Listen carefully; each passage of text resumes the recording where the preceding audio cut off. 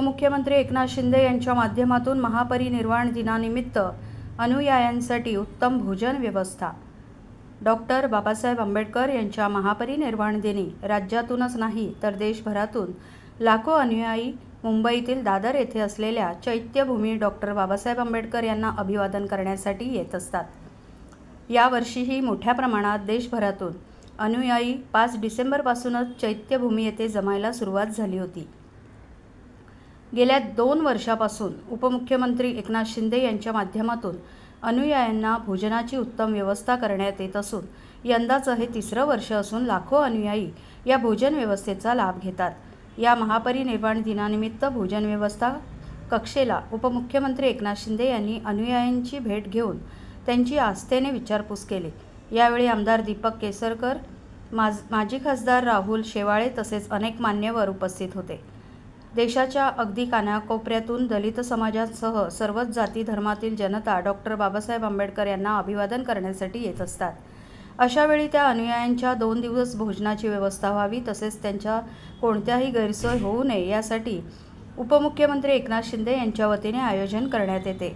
महापरिनिर्वाण दिनानिमित्त 5 आणि 6 डिसेंबर या 2 दिवसात जवळपास 5 लाख किंवा त्यापेक्षा अधिक अनुयायी चैत्यभूमी येथे येत असतात। त्या सर्व अनुयायींना भोजन व पाणी याची उत्तम व्यवस्था करण्यात येत असते। मात्र यासोबतच प्रत्येक अनुयायींना बसून व्यवस्थित जेवण करता येईल याचीही काळजी घेण्यात येते। प्रत्येक अनुयायांसाठी पाण्याची बिसलेरी बाटली जेवणासोबत दिली जाते।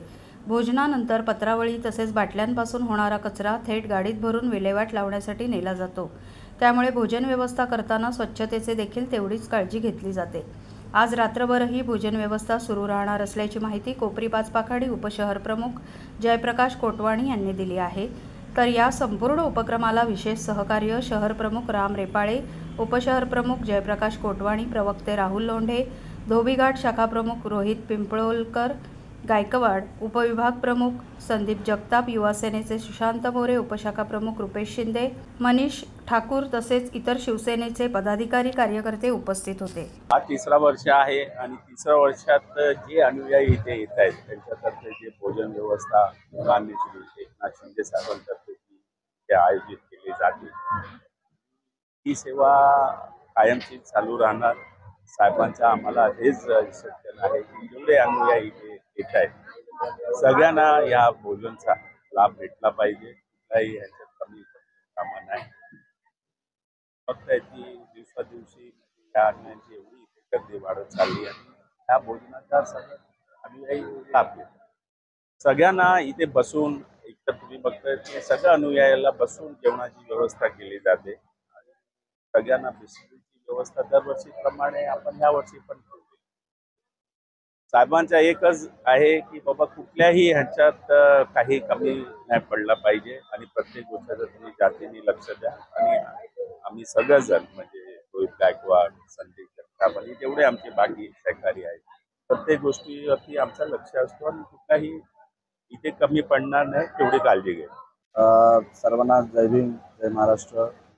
आज खरं तर 68वा महापरिनिर्वाण दिन आहे डॉक्टर बाबासाहेब आंबेडकरांचा आजच्या दिवशी।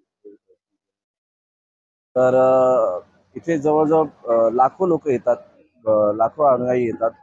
इथे साहेबांनी इथे त्यांना भोजनाची सोय केलेली आहे। त्याच्यानंतर मग पाणी, बिस्लरी पाणी।